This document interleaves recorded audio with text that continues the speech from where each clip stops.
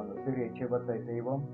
கர்த்தர் தாமே இந்த ஆரம்பிக்கிறதான புதிய இந்த யூடியூப் சேனலை ஆசீர்வதித்து உலகம் முழுவதற்கும் தேவனுடைய வார்த்தைகளையும் ஆவியானுடைய வழி நடத்துதலையும் கொண்டு செல்லும்படியாக பரிசுத்த ஆவியானவர் தாமே இந்த சேனல் மூலமாக தேவனுடைய மகத்துவங்களை வெளிப்படுத்தி ஒரு ஆவிக்குரிய மனிதர்களாக வாழ்வதற்கான வழிகளை திறக்கும்படி நாம் ஜெபம் செய்வோம்.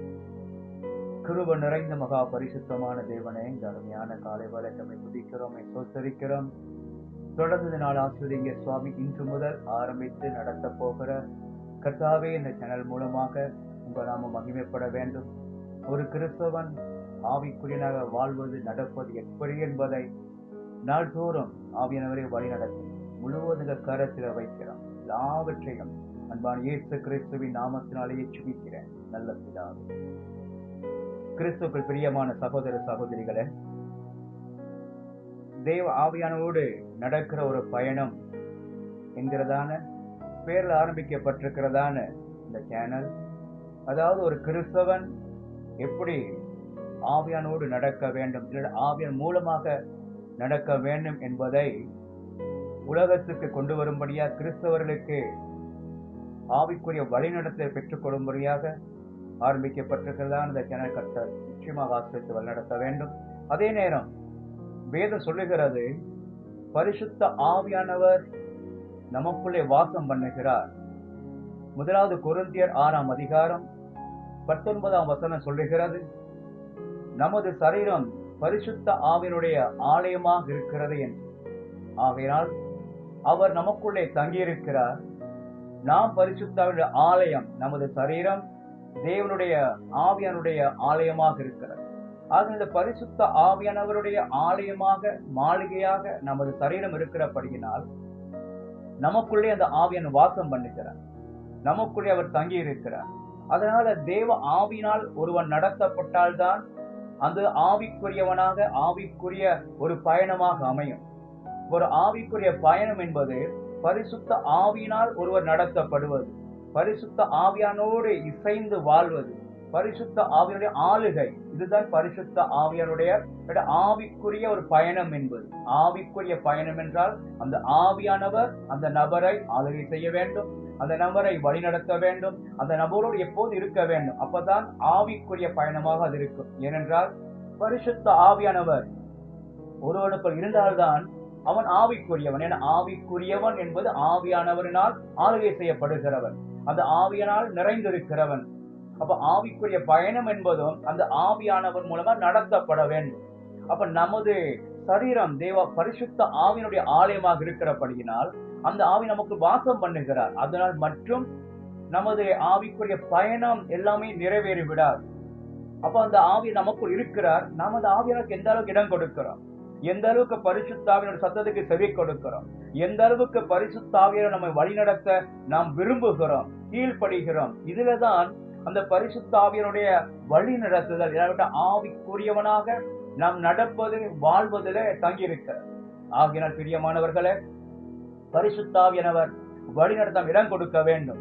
ஏன்னு சொன்ன பார்க்கிறோம், ரோமர் 8 அதிகாரம் 14 வசனம் சொல்லுகிறது, தேவனுடைய ஆவியினாலே நடத்தப்படுகிறவர்கள் எவர்களோ அவர்கள் தேவனுடைய புத்திராக இருக்கிறார்கள். அதாவது தேவ ஆவியானவர் நடத்தப்பட வேண்டும், தேவ ஆவியால் நடத்தப்படுகிறது. அப்படி என்றால் பரிசுத்த ஆவியானவர் யாரை நடத்துகிறாரோ அவர்கள் தேவனுடைய பிள்ளைகளாக இருக்கிறார்களாம்.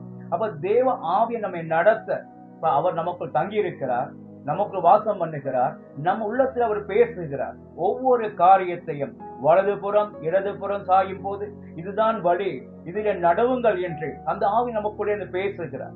அந்த ஆவியானவர் மூலமா நாம் நடத்தப்பட வேண்டும். நமது வாழ்க்கையில ஒவ்வொன்றையும் நாம் ஆவிக்குரியவர் என்று சொல்லிக்கொண்டு நமது மாமிச சித்தப்படி உலக மனிதனுடைய வழிநடத்தை வாழ்வோமையானால் அது ஆவிக்குரிய பயணமாக இருக்காது.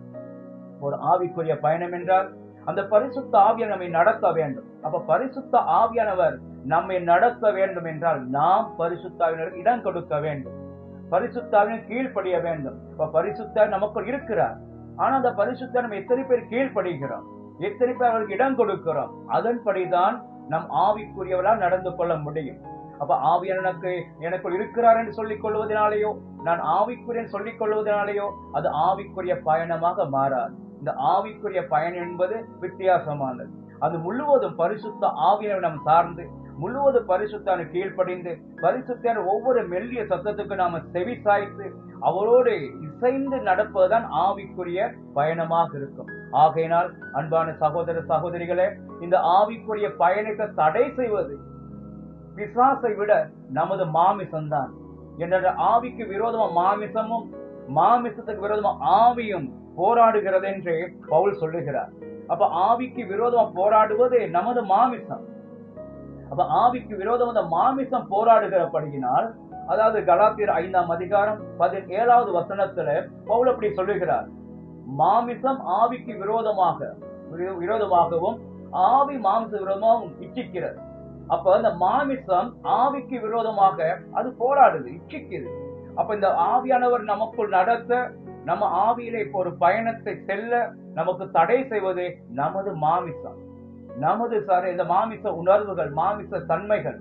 அதனால இப்போதும் ஒரு ஆவிக்குரியவனாக நாம் வாழ வேண்டும், ஆவியில நடத்தப்பட வேண்டும், ஆவிக்குரிய ஒரு பயணம் கடைசியில ஜெயம் பெற வேண்டும் என்றால் நமது மாமிசம் நமக்கு தடை செய்யாதபடிக்கு மாமிசத்தை நாம் கட்டுப்படுத்திக் கொள்ள வேண்டும். அந்த மாமிச இச்சைகளை நாம் மேற்கொள்ள வேண்டும். அதுதான் இந்த பவுல் சொல்லுகிறார். ஆகையினாலே அங்கே அதே கலாத்தியர் 5:16 அவர் சொல்லுகிறது போல, ஆவிக்கேற்றபடி நடந்து கொள்ளுங்கள், அப்பொழுது மாமிச இச்சைகளை நிறைவேற்றாதிருப்பீர்கள். நாம் எப்போதும் ஆவியானவருக்கு ஏற்றபடி நடந்து கொண்டு மாமிசம் சொல்லுகிறதுக்கு நாம் இடம் கொடுக்காமல் இருந்தால், மாமிசம் பல காரியங்களை, உலக காரியம் நமக்கு கொண்டு வரும். ஆவியானவர் விரும்பாத காரியங்களை இந்த மாமிசம் தான் செய்ய வைக்கிறது. மாமிசம் தூண்டுகிறது. பல எண்ணங்கள், பல காரியங்கள், பல பாவங்களை இந்த மாமிச இச்சைகள் தூண்டுகிறது. அப்ப நாம் ஆவியானவர் மூலம் நடத்தப்பட வேண்டும். ஒரு ஆவிக்குரிய பயணத்துக்கு நாம் இருக்கிறோம் என்றால் நமது மாமிசத்தை நாம் கட்டுப்படுத்த, மாமிசத்தை நாம் ஆளுகை செய்ய வேண்டும் பரிசுத்த ஆவியின் மூலமாக. அந்த ரோமர் 8:13 சொல்வது போல, மாமிசத்துக்குரிய எல்லா கிரியைகளையும் பரிசுத்தாவின் மூலமா நாம் அழிக்க வேண்டும்.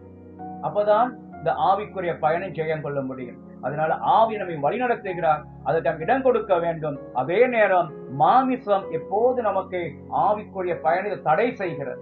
ஆக நமக்கு பெரிய எதிராளி, நமது ஆவிக்குரிய பயணத்துக்கு பெரிய சத்துரு என்றால் நமது மாமிசமே தான், வெளியிலிருந்து அல்ல. நமக்குள் இருக்கிற மாமிசம், நமது மாமிச இச்சைகள் நமது ஆவிக்குரிய பயணத்தை தடை செய்கிறது. இதை நாம் ஞாபகத்துல வைத்துக் கொண்டு மாமிசத்துக்கு இடம் கொடுக்காமல் தேவனுடைய சமூகத்தில் தேவ சித்தம்படி வாழ்வோமையானால் நிச்சயமாகவே அது நமது வாழ்க்கையில ஜெயத்தை கொடுக்கும். அப்ப ரோமர் 8:8 சொல்லுகிறது போல, மாமிசத்துக்கு உட்பட்டவர்கள் தேவனுக்கு பிரியமாக இருக்க மாட்டார்கள். மாமிசத்துக்கு இடம் கொடுத்தவர்கள், மாமிசத்தினால் ஆளுகை செய்யப்படுகிறவர்கள், அவர்கள் தேவனுக்கு பிரியமாக இருக்க முடியாது. அப்ப ஆவிக்குரிய ஒரு பயணத்தை நாம் செல்ல வேண்டும் என்றால், ஆவியானவரோடு பயணம் செய்ய வேண்டும் என்றால், அதற்கு தடையாக இருக்கிற நமது மாமிசத்தை நாம் அடக்கி ஆளுகை செய்ய வேண்டும். மாமிசத்தை பரிசுத்தாவின் மூலமாக நாம் கட்டுப்படுத்திக் கொள்ள வேண்டும். மாமிசம் சொல்லுவதற்கு நாம் இடம் கொடுக்காமல் இருக்க வேண்டும். அப்படி இருந்தால் நிச்சயமாகவே ஆவியானவர் நம்மை நடத்துவார். இந்த ஆவிக்குரிய பயணம் கடைசியில நம்மை பரலோகத்திலே கொண்டு போய் சேர்க்கும். அந்த ஆவியானவர் இந்த பூமியில இருந்து நம்மை பரலோகம் சேர்க்கும் வரைக்கும் நம்மை நடத்துவார். அப்படி இடம் கொடுப்போம், மாமிசத்தை ஜெயம் கொள்ளுவோம். இயேசுவின் நாமம் மகிமைப்படுவதாக. எல்லாவற்றையும் அவருக்கு எல்லா மகிமையும் செலுத்தி இயேசுவின் நாமத்தினாலே ஜெபிக்கிறேன். ஆமென்.